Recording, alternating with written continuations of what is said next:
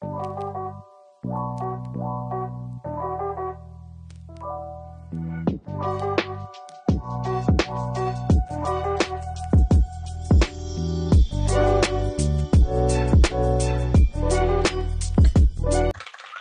welcome back to the It's All Opinion podcast. This is episode 6 of the only podcast where it's straight facts, and if it's not facts, it is an opinion.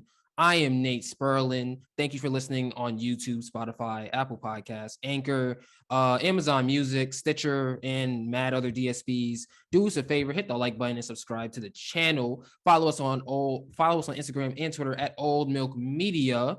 I am here with my fellow James Harden agenda pusher, Neema Djavadzadeh. Neema, how you doing today? Doing good, bro. How you doing? I am doing well. Thank you for being here. Neema will be my 6th guest, obviously, in this podcast series. And we are talking about more basketball today. So if you like the podcast with the last podcast with Bobby Manning, you're probably going to like this one too. That being said, I guess, Neema, let's get right into it. Can you first start talking about your upbringing and your first interaction with basketball? Yeah, so I grew up in Houston, Texas, South Houston area. I grew up just like watching basketball. I was a big Rockets fan. I remember when I was like 4 or 5, my dad would have me like go to his friends and say random Rockets stats that I knew like just off the top of my head. Like I knew how many points Hakeem had in his career. I knew like the top 10 dudes and rebounds for the Rockets and like random shit like that like a 5-year-old shouldn't really know. And that was around when I started playing basketball too. I had just moved from one part of Houston to another, and you don't know anybody, so you just started playing sports, and it ended up being basketball. Played basketball a lot in like the youth area, like the youth group area, like around my area. Played like blue chips for like a year or two, and then I am unfortunately not as athletic as I would like to be, and I get hurt very often. So cut my hoop career short a little bit. Went to Syracuse and ended up doing sport analytics over there. Now I'm at Columbia getting my master's in sport management, and I've been with the NBA, or I guess the G League, for a year now. So obviously growing up in Houston, growing up watching the Rockets, first off, because I was telling one of my friends about this yesterday, and they're like new to watching basketball, and I was telling them about the time that Tracy McGrady scored 13 points in 35 seconds against the San Antonio Spurs. And we were watching that back, and it's honestly amazing. Can you talk about, first of all, did you see it live? I watched that game live, yeah. Okay, what was going through young Neema's head as Tracy McGrady all of a sudden channeled Steph Curry 10 years earlier? Dude, Tracy McGrady was like my idol growing up. I had a poster of him. I need to find the poster too. I've looked before because like I remember it got tore because it was on my door. That rhymed. But like I remember what happened. I think I was like playing a game in my room or something, and I ended up like running into the door and the fucking poster tore. And it was like T-Mac dunking the earth. Like, well, it was a sick ass poster. I need to find it again. But no, I love Tracy McGrady, and that game was like to this day like one of the best Rockets moments ever. It's against the Spurs, one of our biggest rivals, especially like at the time. Because the Spurs were at the top of the world, Tim Duncan, Tony Parker, Manu, like Bruce Bowen. I think it was like 2007, 2008, something like that. Like that was when everything was really like going for them. So it was just like a huge moment, man. Those early Rockets teams were like those late 2000s Rockets teams were like. It's a very much like a what could have been, because you had Tracy McGrady, you had Yao Ming, you had a bunch of really good role players, Shane Battier, Ron Artest for a little bit, Aaron Brooks was a bucket. Like you had Rafer Alston and like David Wesley, just like a bunch of random ass names throughout that time of like T-Mac and Yao, where like these guys were like just really good role players for the Rockets, and like it was health. Like T-Mac couldn't stay healthy. Yao couldn't stay healthy. And then Tracy McGrady ended up quitting on Houston in the like mid game. And so you know, a little bad blood there now, even if you like watch him on ESPN. Anytime he talks about the Rockets, it's like not very good things. So, but no, man, like Tracy McGrady was that dude. He's still kind of, I mean, like, I wish his career never got cut short, but after his Rockets tenure, he wasn't the same. So. Yeah. So growing up watching the Rockets and knowing the top 10 rebounders in Rockets history, et cetera, when did you make the decision to start your podcast and start covering the Houston Rockets? Yeah, so I was like COVID. I mean, I was always on like Rockets Twitter, not like a huge name on Rockets Twitter, but I followed a few accounts. I'd comment under their stuff, and like I watched every single game and everything. And it got to the point where like I think it was last year. It was my senior year at Syracuse. Nobody in the house that I lived with watched basketball. And like terrible existence. Yeah, and so like that was the first like time in like 4 years where like at least like my first year I was in a dorm, and then my sophomore year I would like go to one of my friends' houses, and then junior year me and my roommate like we would always just watch Rockets games because he's from Houston too. He's one of my friends from high school. So senior year like none of my friends are watching basketball like that, and so I'm like, well shit, like I want someone to talk basketball with, and I started like talking to some people on Twitter. Pre-bubble. It was around like the pre-bubble time. And then the bubble happens. And that's kind of when I started like actually interacting with people on Twitter and like kind of becoming like an account on Rockets Twitter. And then I did a podcast with a few people. Shout out it's Zach Allen, Lashard Binkley, and Anthony Duckett, who all cover the Rockets. They invited me on a podcast and it went really well. And what was funny is the first time we recorded that podcast, it didn't record. And it was genuinely like really, like it went really well. I was surprised. I was a little nervous because it's my first time like ever doing like a podcast type thing, but it went really well. And then we had to go back, record another one. And I think it was funny because we said something and it was like actually like a really good thing that the podcast didn't get posted, because I forgot what we said, but it was just like, oh, like the Rockets should do this. And they did the exact opposite. Or like, we were like, oh, they should do this. And like, they'll win. And they did it. And they got blown out by like 30. And we were like, oh, like, it was like a rotation thing or something. I think it was like play Christian Wood with like whoever, whatever the fuck. And we were like, well, damn, like, good thing we didn't post that. So, no, like, and then I was like, well, let me like, start. So Lashard, he runs Overtime Heroics. I don't know if he still does, but he did at the time. And he was like, well, you know, I love your tweets. I love your point, like the points you make. Like, why don't you start writing? So I started writing for Overtime Heroics. I wrote for a page called Border Fuel, who had like just started up at the time. I think right now they're doing pretty well. And then I decided, you know, I'm doing all this stuff. I'm writing all this stuff. Let me like do a podcast, and then I can start talking to people as well. And so I started my own podcast. It went pretty well. I only did it for like the first season or for last season. Started in like January. But what I really got into was all the draft stuff. And that's kind of where I've kind of made my bread and butter, was doing a lot of draft scouting. It's something that I like. It's become a hobby at this point. If I have free time, I'm turning on a random game from November. And I hate whenever I talk about it, because it's like people are like, in your free time, you're watching like Rutgers play like Nebraska. And I'm like, yeah, it's even though the game happened like 5 months ago. Yes, I am, unfortunately. And so it's kind of funny, like whenever I sit back and like think about like scouting stuff and how like in hindsight, it just sounds like nerdy as shit, but it is nerdy as fuck. And that's why I enjoy doing it. It's basketball and film study and all that stuff. So pivoted away from the Rocket stuff and more towards that. And that's kind of like right now that I'm with the league, I technically can't do anything in terms of that. Like I'm not allowed to post anything, but as soon as that contract's up, that's probably what I'm doing all summer. Okay. So you talk about scouting and watching college basketball. Okay, two questions. The first one is, not all college basketball stars translate to the NBA. That being said, what do you think are some skills what are some skills that you look for in a college basketball player, or not even maybe a G League player or someone from overseas, someone who isn't in the NBA yet? What are some Right. skills that you look for that tell you that's the guy? He's going to be big when he gets to the NBA.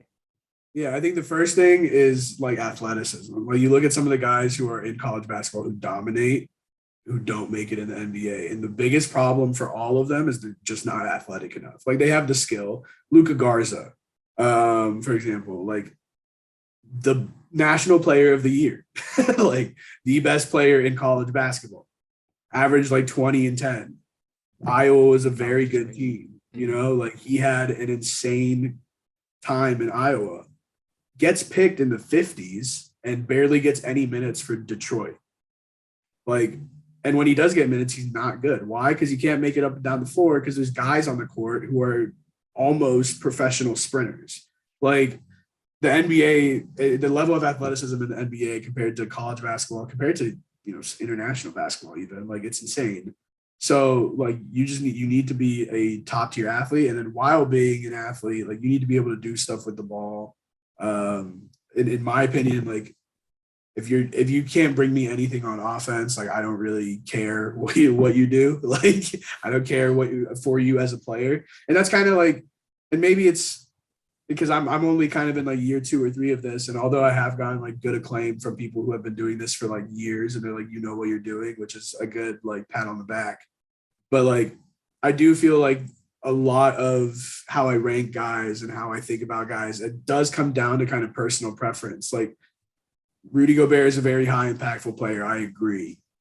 If you told me that this guy is going to be the next Rudy Gobert and then the next guy has a chance of being like the next Donovan Mitchell, I might pick the guy who like has a pretty good chance of being the next Donovan Mitchell, just because I don't want to have to build my team around a guy. Like it's so much harder to team build whenever you have a guy like Rudy Gobert on your team. And so like, especially you look at the top of the draft, I was talking about this earlier this week. Like I think a lot of teams who are really bad are looking for like go-to guys. You're looking for that scorer. Like you look at what the Rockets did this year, drafting Jalen Green. You're looking for that guy who's going to go out, get you a bucket. He's going to be your number one.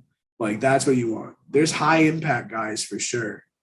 But at the end of the day in basketball, you need the guy who's going to be that guy. And so that's why, like, guys who are super athletic, who are two-way players and, might be inefficient scorers, but they can score. I'm a little bit higher on those guys than I am the, toolsy guy who makes a lot of, the Draymond Greens or the PJ Tuckers or whatever they may be. Like just guys who are like good, sound players. Like you can find good, sound players in the second round, even. You can find them because there's 4-year seniors who don't get drafted, who know how to play basketball. There's a lot of different philosophies to how you go about draft. And that's the thing is like, for every person who's trying to make a big board, trying to make a mock draft, they have their own philosophy. And then you have 30 teams who have their own philosophies. And within those 30 teams, you have 8 scouts and 2 GMs and 4 coaches who all have their own philosophy on who they need to draft and who they need to get to team build. So nobody's ever going to be right, which is like part of the fun. It's like you're never going to be able to be even 100% on any player, really. Like you can be 95%, but very few people are able to properly predict like how a player's career is going to turn out. And I don't think that's really the goal. The goal is to like just kind of find good NBA players and find guys who you think can make it. This year's draft is an interesting one because like it's not the greatest. And so you get past like 10 to 12 and you're like, well, there's these guys who, they were 5 stars in high school, but didn't do anything in college. Or there's these guys who, average 20 points per game in college, but they're like not like they're just probably not going to translate to the NBA. And so, every year is different. I feel like the last few years we've been spoiled with like just deep drafts or really good players at the top who are all stars by year 1 or year 2. Like even the LaMelos and the Ant Edwards of the world are who Ant had 49 last Yeah, night. Also, I don't know if you watched the end of that game. The Timberwolves were like desperately trying to get Ant 50 to the point where they were up and they were intentionally fouling. They were up 4. They were up 4 with like took like 4 30 threes in the last minute, didn't he? Try to get that 50. He took a bunch of threes. They intentionally fouled Josh Primo, and then they call right after they intentionally fouled Josh Primo, Cat is trying to inbound the ball to Anthony Edwards, and he gets a 5-second violation. And they're like up 4 with 10 seconds left. I'm like, bro, like it would be hilarious if the Timberwolves literally like lost that game trying to get Ant 50. But like no, but like Ant, who like hasn't been an all-star yet, and the first half of his rookie year wasn't that good. Like we're spoiled with guys strong, like that. Like this year too, Cade, Scotty Barnes, Jalen Green, Evan Mobley, Franz Wagner, you know, like these are guys who as a Chicago Bulls fan. Yeah, Io for sure. Bones, who went off last night again. Like these are guys who are coming in, impacting, you know, maybe not always good teams, but impacting their teams, starting on these teams, putting up really good numbers in year one. That doesn't happen that often. So I think, you know, next year is going to be interesting. You have Paolo, you have Chet, you have Jabari, but how good are they going to be in year one? Yeah, I think Paolo has a good chance of being really good. I think if Jabari's hitting his shots in the NBA, he's going to be really good. Chet's skinny as fuck, and I have a philosophy about white people in the NBA, but like I do think Chet is going to be a very good basketball player, but isn't going to be, you know, in November. Who knows? So like it's gonna be a fun draft season. Next month is Combine. Portsmouth Invitational is next week. I'm pissed I can't go, but no, I'm excited. It's like I love the draft stuff. It's a lot of fun, and then you also, I mean, 60 guys' lives get made every night. You know, like every year there's 60 guys who their life changes completely. So that's the biggest part of that night. Just it's something to celebrate. So before we get to your role as a stats auditor for the G League, just real quick, because I introduced you as my fellow James Harden agenda pusher. And I understand that this season, well, he's still a top 5 playmaker this season, and maybe the scoring has gone down, but just in general, over the course of his career, how good is James Harden? Man, like, so like it's insane. Like, so 2012, whenever he first came to the Rockets, I remember when that trade happened, I like ran because it was like late at night, and it was like, I think it was like 3-4 days before the season started. And I like ran downstairs and I like woke up my dad. I was like, we got James Harden. And he was like, wow, well, who? I was like, the guy from OKC. And he was like, Durant? I was like, no, the beard. And he was like, oh, yay. But like, dude, that trade was insane. I loved Kevin Martin. If you ever hoop with me, I kind of shoot like Kevin Martin. He was one of like my favorite players to watch. And that's why I was like, let me shoot from my chest like him. Which, you know, I've obviously been told to fix, but shit, if it goes in, you know, if it works, it works. Sean Marion. Yeah, Sean Marion. Those are my pops, basically. No, but like he took off that first game. He had like 30-something points, and we were like, what the fuck? And remind you that post T-Mac Yao, the Rockets were in like purgatory. Like we were 14, like we had the 14 pick like 3 times. Like that's literally the worst position you can be in. Like you're not good enough to like get a real lotto pick. You're not bad enough to get a real lotto pick. You're not good enough to make the playoffs. And like, so we were there for a couple years in a row. We traded Lowry right before we traded Harden. So like we're going into the season, we're like, fuck, like who's going to be our starting point guard? Like, oh no, it's Jeremy Lin. Like, oh, we just signed Jeremy Lin. We traded Lowry. Like this season's going to be like very whatever. We'll see what happens. Get Harden. He takes off. All-Star year one. All-Star games in Houston too. Insane. Like that was so much fun. And then we lose in the playoffs to the Thunder. And then we go the next year, we get Dwight. Mm-hmm. Oh man, Dwight Howard. All of a sudden, that was Dwight fucking stunk. Yeah.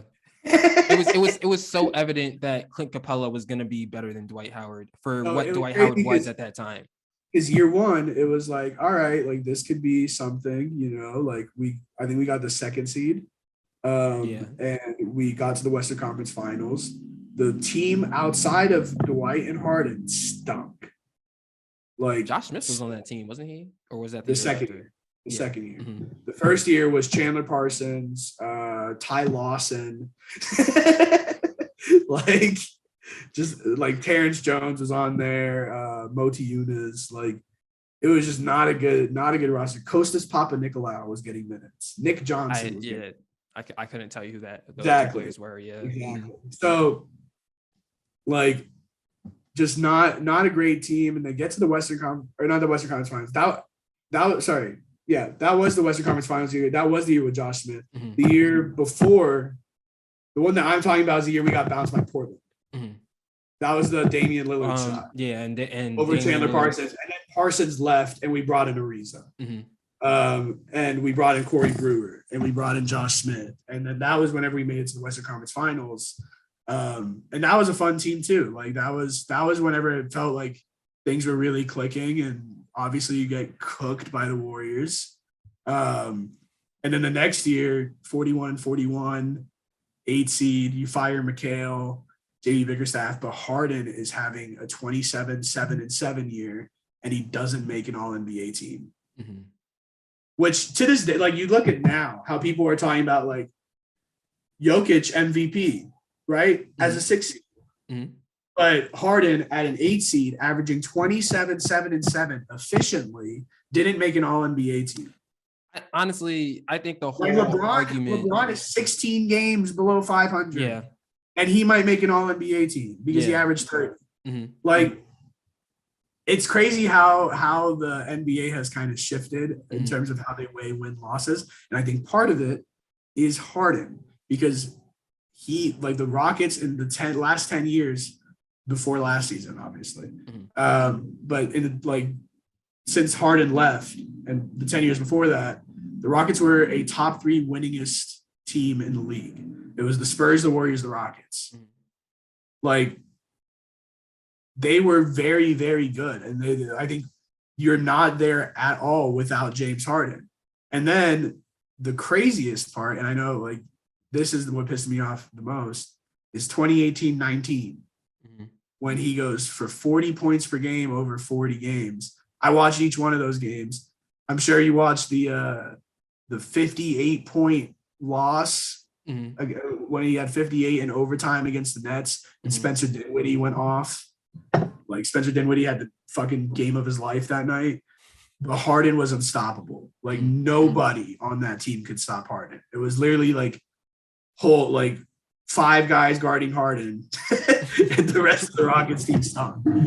He had 61 in MSG during that tour. He had a 60-point triple-double. He had a 57-point, 16 rebound, 14 assists, some shit like that, like triple-double. Players going in and out too. Like there wasn't really a consistent. And no consistent throughout. Yeah. Chris Paul out like 40 games that year. Clint Capella out 30 games that year. Eric Gordon out 30 games that year. It was literally like him, Tucker, and Trevor Ariza carrying a bunch of bums. Mm-hmm. Harden is one of the best players to ever touch a basketball court. He's one of the top 10 scorers to ever touch a basketball court. Probably a top 10 or 15 playmaker to touch a basketball court too.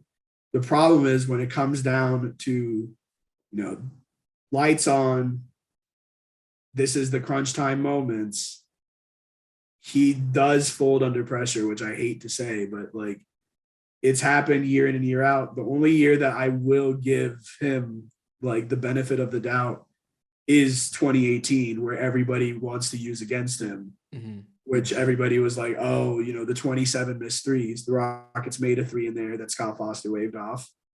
4 of them, he got tackled. 4 of them, he straight up got tackled.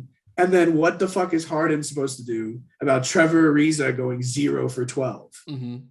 Like how is, and And on top it's of that, like, it's against the Golden State Warriors. do you remember? Do you remember? I think it was game one against the Lakers in the bubble when Harden, like, I think it was like the last 5 minutes of the game. I might be thinking of the wrong game, but there was a game where like it was the playoffs.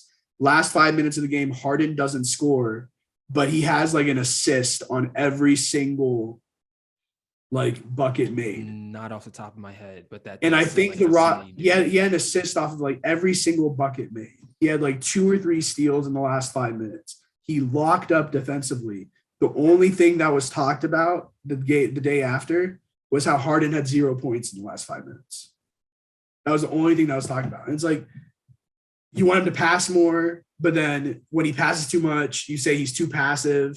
But then whenever he doesn't pass enough, you say he's like too selfish and he only does whatever like himself. Like, that shit annoyed the fuck out of me. And so like as soon as he got traded, I was like, cool, I don't have to like sit here and back Harden this whole time. The only person I will ever argue Harden with is Bobby. And that just because Bobby's takes are fun. That's the best way I can put it. They're fun. But nah, man, like Harden is something else. Like, and I say that in all aspects of the way you can say something else, like good, bad, on the court, off the court. That dude is just something else. One of a kind for sure. One of one for sure. For sure. So that being said, you referenced how you fell in love with analytics and stat keeping, et cetera, et cetera. As I said, you're a stat auditor for the G League. What sparked your interest in advanced stats, just stats in general? Like, what was the moment that was like, this is cool, I like this? So I majored in math at Syracuse, and you kind of get into more math classes, and the math classes that I was best at were statistics. It was like statistics, calculus. I didn't care for like proof writing, anything that involves like not numbers in math. Like, I'm cool with like letters every once in a while, but if you make me read, that's where you lose me. There's a reason why I majored in math and not like English. And so like it got to the point in some math classes where I had to read stuff and I was like, nah, I'm good. And so I kind of stuck with the statistics stuff and I was like, well, shit, like I spend all my time watching basketball and looking up these guys' numbers and all these advanced stats are coming out. Like, let me do something with it. And so I got my minor in sport analytics, started taking a lot of those classes, and you start toying around with some code, you start toying around with some data visualization, you start looking into these advanced analytics that people start making, and you start realizing that like there's obviously like the like plus minus stuff that like it's helpful to know. You don't really need to weigh it, and like I think that the argument around analytics is like so stupid because the people that are like not analytics people are like, well, why should I look at these numbers? And then the people that are like analytics people are saying like, well, the numbers are guidelines for you to like kind of understand who's good and who's not. And then it kind of comes back to like, oh, well, like, why don't I just watch the game and like not the numbers? It's like, well, the numbers just confirm like your eyes. Like, the numbers aren't to be like you're not supposed to like look at the numbers and then be like Nikola Jokic is the best player in the league. If you watch and you say Nikola Jokic is the best player in the league, and then you look at the numbers and the numbers show he's the best player in the league, then it's like, oh, okay, like here's what I think, like fucking free think for once, stupid people. Like, you don't have to rely on numbers.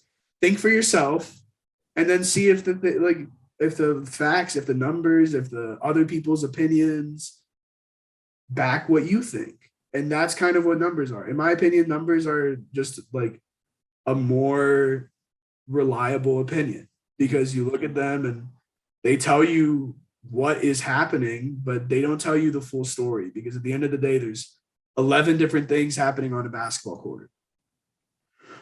One number is not going to encompass all 11 different things. So, you take them with a grain of salt, but they're also very good to know. And then you look at like kind of just more breakdown stuff. So this is kind of what teams use. Like, teams aren't using like LeBron, they're not going up to, and that's another thing is like people are like, well, why do I care? Or why should Jay Sean Tate care if his like LeBron rating is like +4, like he doesn't. And I don't think the teams do either. Like those metrics are quite literally like for gambling.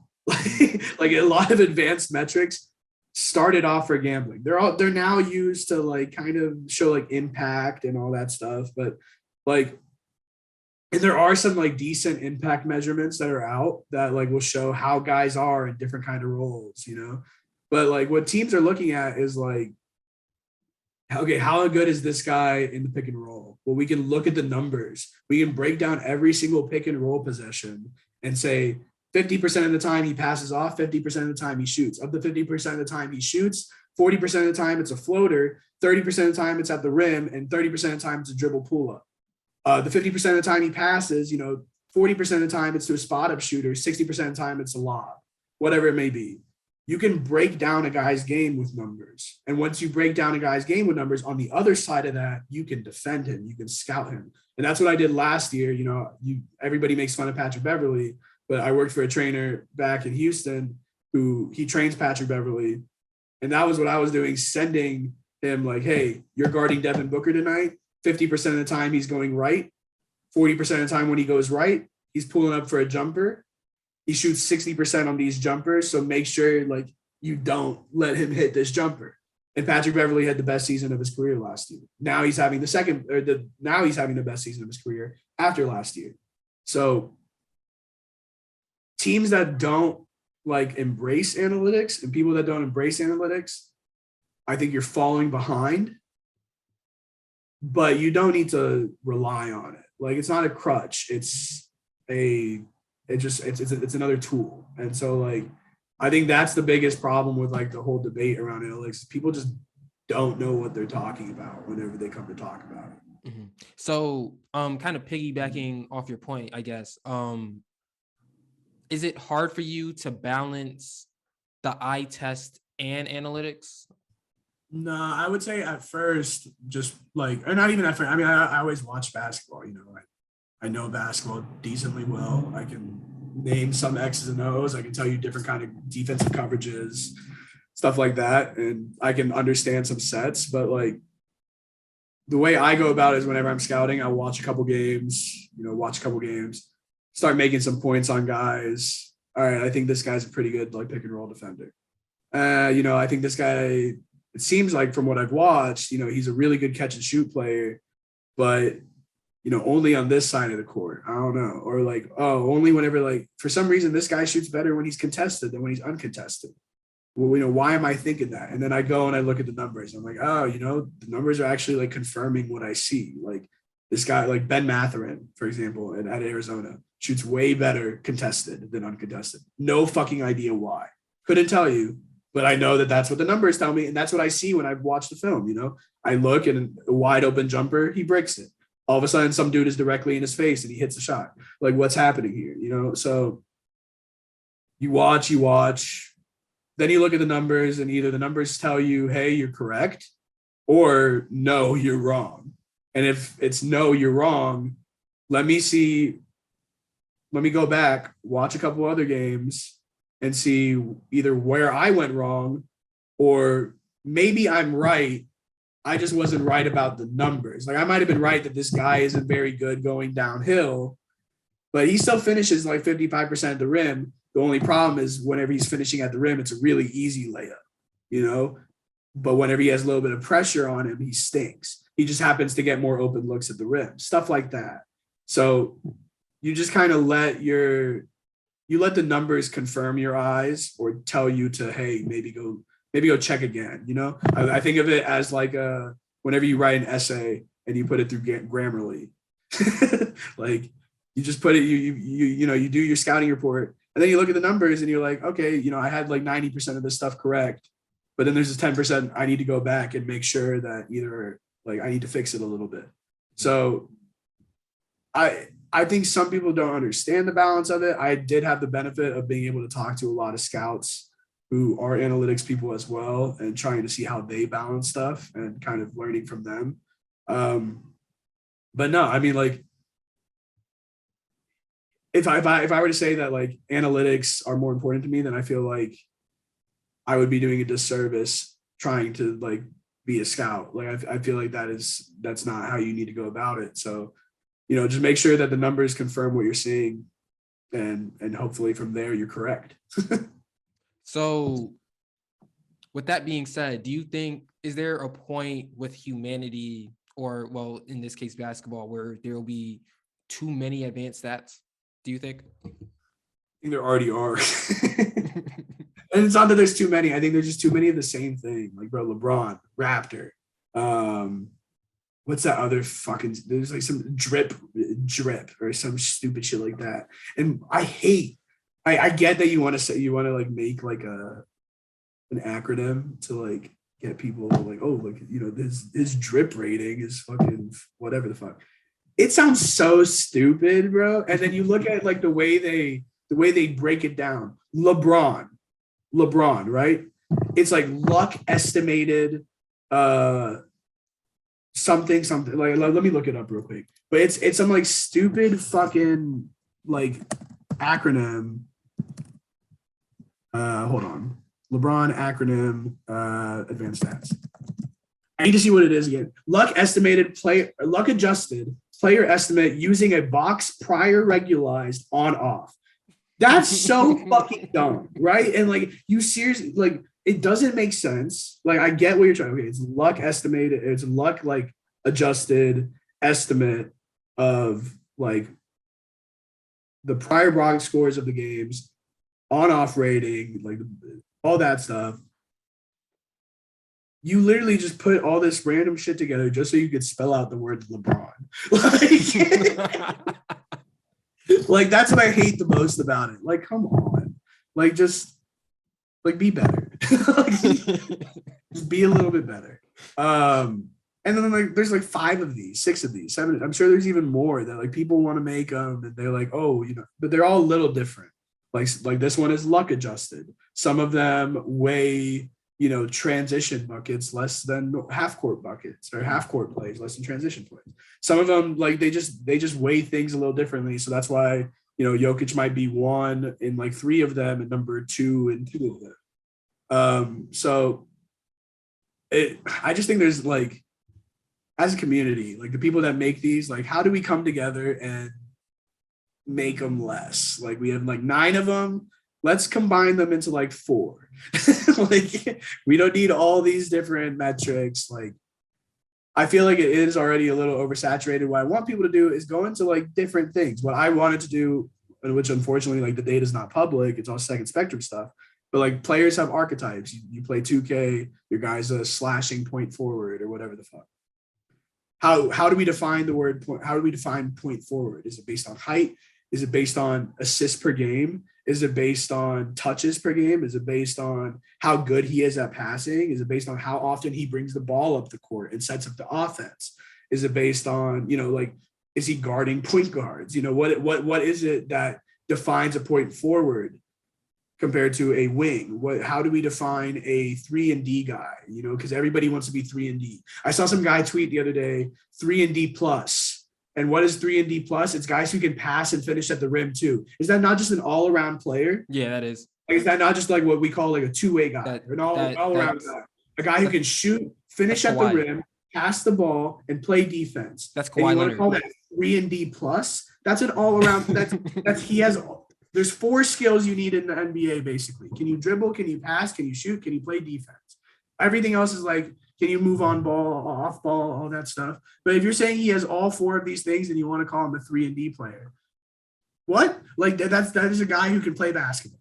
Like that's what, like, I feel like people just want to like misnomer stuff and all that. So that's why I like analytics, get into that, you know, go in and say, hey, this guy is like a point forward. This guy is a rim running center based on what the numbers show us. This guy is a stretch big based on what the numbers show us. This guy is a, you know, he might be a point guard, he might be 6 foot, but he's not a point guard because he plays 70% of the time off ball. Patrick Beverly, 6'1", played point guard the majority of his career. He's a shooting guard, you know, like, so that's where I think analytics can come in. You can better define. Chair broke a little bit. I've had this chair for like 3 years, and it has like a little peg that keeps it from like leaning back, because I like to lean back in my chair. and now the peg just fell out. So that was fun. Wow. But Are you okay? yeah, I'm chilling. It happens like twice a day. It's fun. But no, like I think that's where you can kind of get in. It's just kind of like better defining archetypes. And there are some places, I can't remember the websites off the top of my head, but there are a few websites that already do that. And they do a decent job of it. I mean, I can't complain. I haven't looked too much into it. Another thing, don't put all your shit behind a paywall. Like, yeah, because how many people are actually using it? I mean, like, are you really making that much money off of it? Because some nerd I would pay for it probably because I am that nerd, but like, because some nerd wants to see like who is in the 95th percentile of point forwards in the league. Like, don't put all your shit behind a paywall. And then maybe more people will be accepting of analytics. More people will look into it. More people will be able to like understand it. And then eventually you get more people to actually look at it and care about it. And then you can put your shit behind a paywall. But yeah, I don't know. The analytics community is funny, very funny. And even though like I'm a math major, I'm in the analytics community a little bit, I understand it a lot. I tend to have a lot of disagreements with them, both in player evaluations and also how they go about things, because it's a little snobby at times. Mm-hmm. So you just basically bashed the whole LeBron advanced stat. What do you think is the most underrated advanced stat? Yeah, and I will say, like, the guys who made LeBron are very good people, and they did a very good job with that stat. I think that stat is a good one. I just think the name is stupid.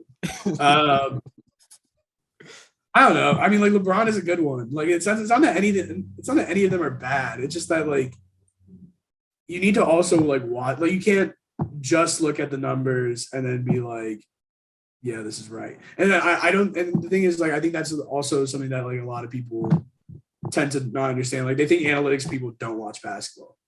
Like, they watch basketball probably more than you do.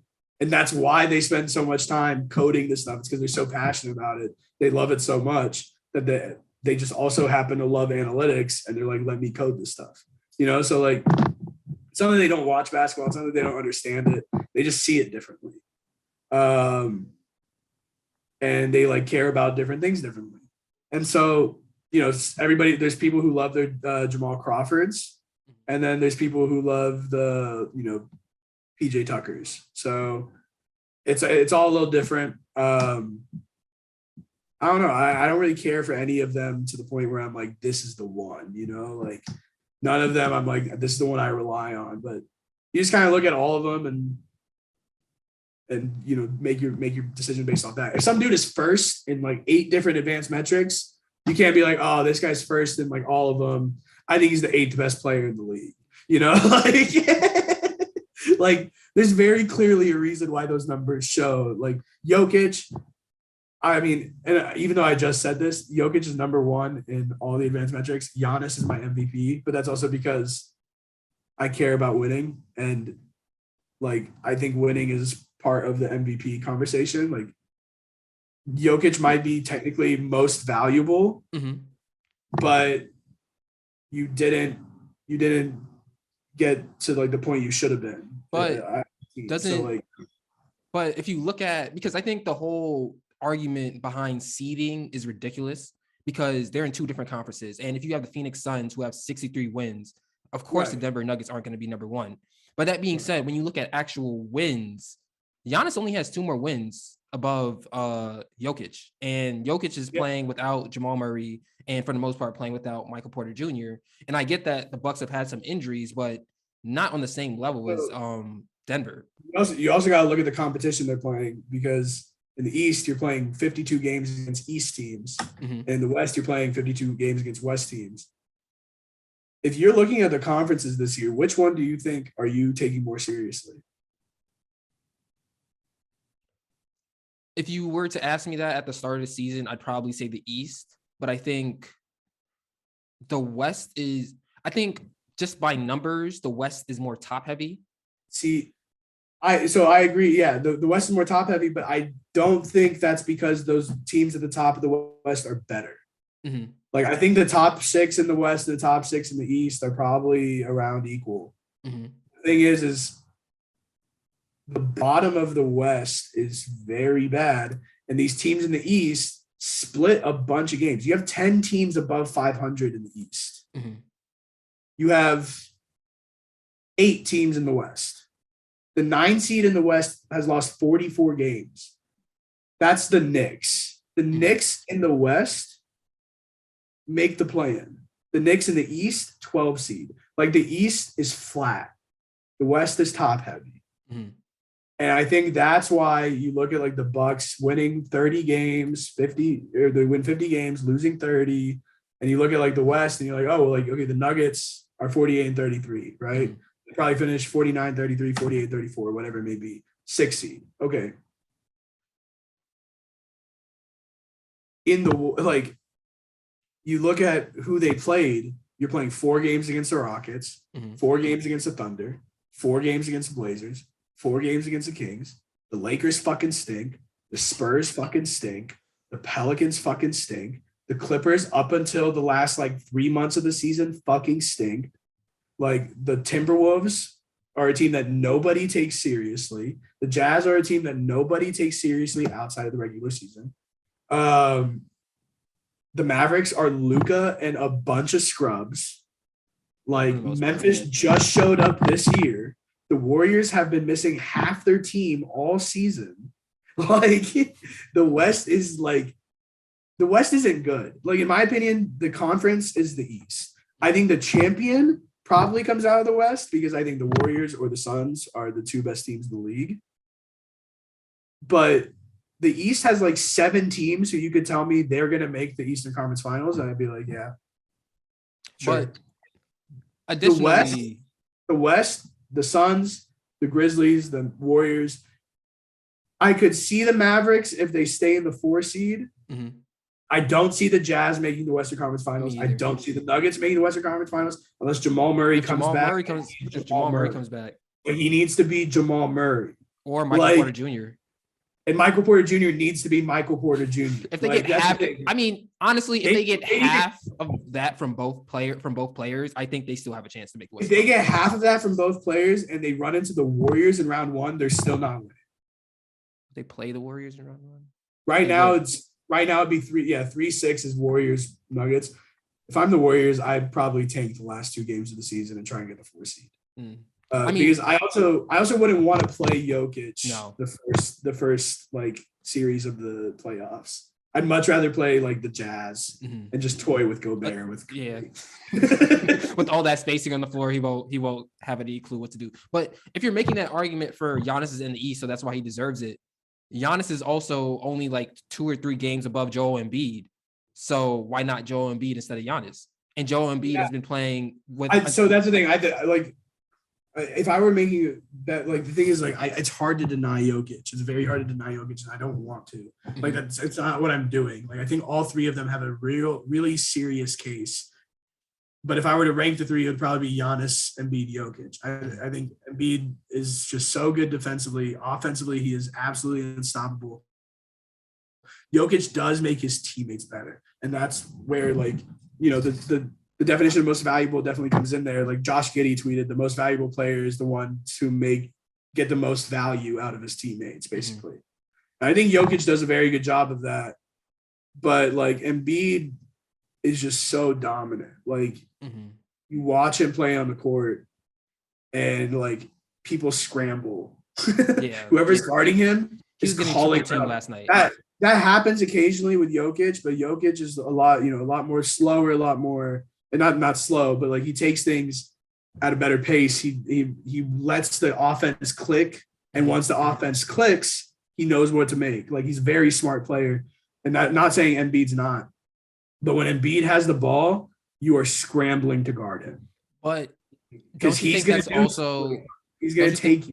Basically. Don't you think that's also because of the fact that Jokic is just, and Embiid has improved his playmaking this year, but Jokic is just that much better of a playmaker. So if you double Jokic and they have shooters around, because I think one part about Jokic that's underrated is his scoring ability, because he can get you 50 if he needs to. Yeah. But the reason why he doesn't see the triple teams and the double teams is because he's such a great passer. And Embiid is a good passer, but he's not that level of Jokic. Yeah, I mean, I agree, but also, like, Jokic is a decent defender, but he's nowhere close to That's fair. Giannis or Embiid. That's fair. You know, I think Giannis and Embiid are underrated playmakers. They're underrated passers. I think Embiid's a very good passer. He's not Jokic. Nobody's Jokic. No. It's like Luka, Jokic. Like Luka. It's like Luka, Jokic, Chris Paul. Yeah. Maybe Trey. James like Harden. James Harden. Mhm. Like Embiid's obviously not there. Giannis obviously isn't there. But those you name Embiid and Giannis, very arguably number 1 and number 2 defenders in the league, while also being top 5 scorers in the league. Like, say what you want about Mr. Run and Jump and Giannis and all that, but he's added so much to his bag over the last few years. He's pulling up for threes. He's taking step back threes. He's taking turnaround, step back, mid-range jumpers. Like, he is becoming a all-around offensive player. Like, he's becoming an offensive threat from all parts of the half court.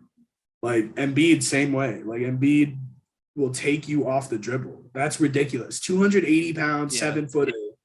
Full speed. Built like he is, smooth, crossing you up, doing a spin move, and then a reverse layup. Like, he is, it's insane some of the things they do. And it's insane some of the things Jokic does too. He makes some passes like you don't even see him looking in that direction. He could be looking at the opposite side of the court and he knows where you are.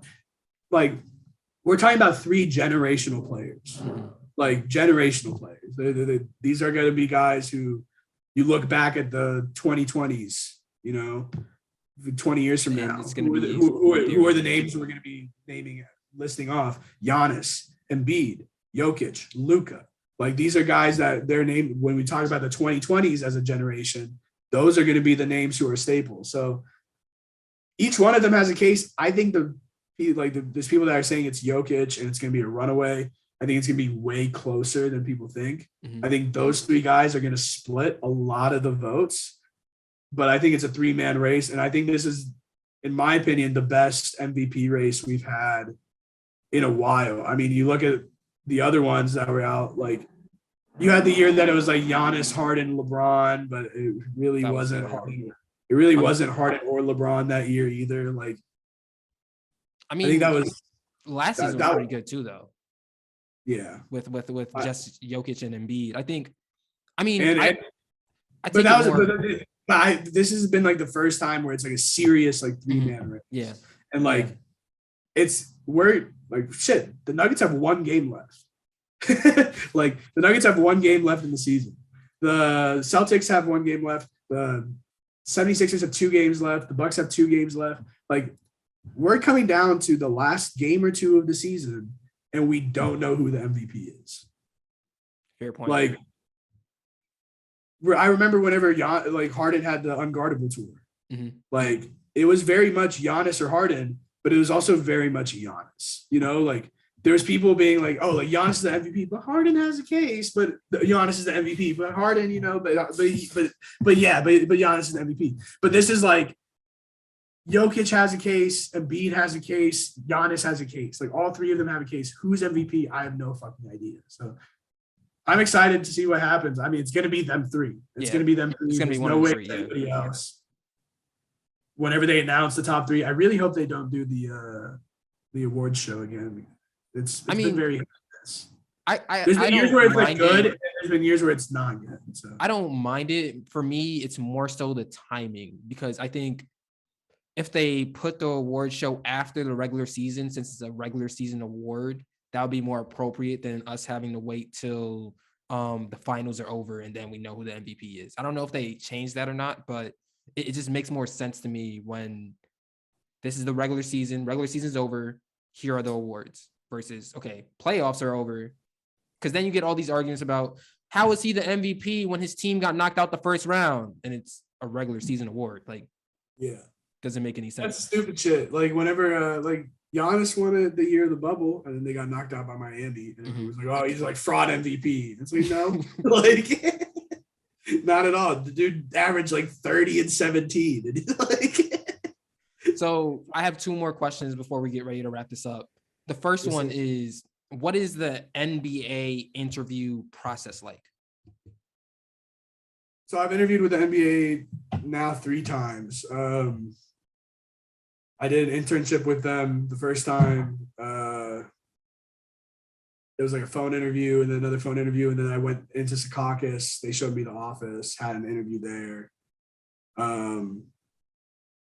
But the role that I'm doing now, it was cool because my boss, Ben Zerman, he's younger. He's like 26, 27. And I had him on LinkedIn. I applied for the position.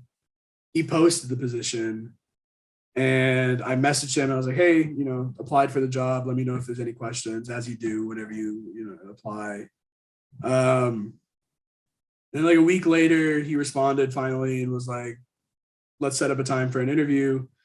And so working for the G League, he started asking me, he was like, so like, what do you do? Like, what's like your background in basketball? I told him I did, the stuff for Pat Bev and like Vando and all the guys over there. And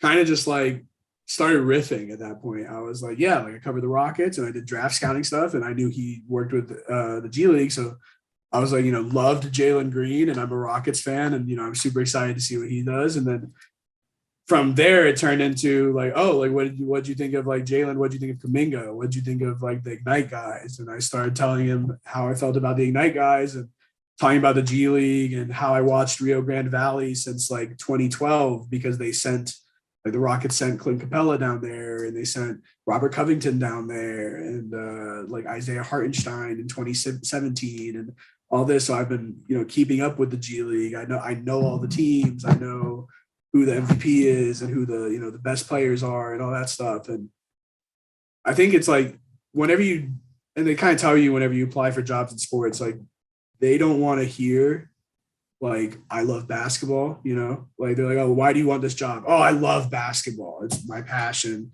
Like everybody fucking loves basketball, like is the whole song. But what they want to know, what you're talking about. Mm-hmm. Like they want to know you've been there. Like you love basketball, but can you talk to a player without freaking out? Can you talk to a player without asking him for a picture?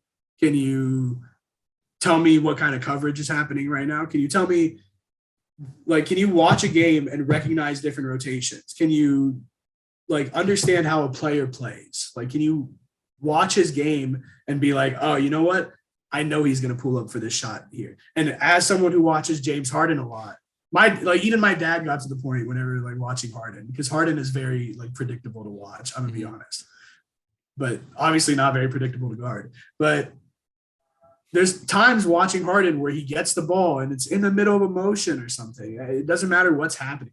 He gets the ball and you go, oh, he's about to shoot it. Like, oh, he's gonna go for a 3 here. Or no, he's definitely gonna drive here.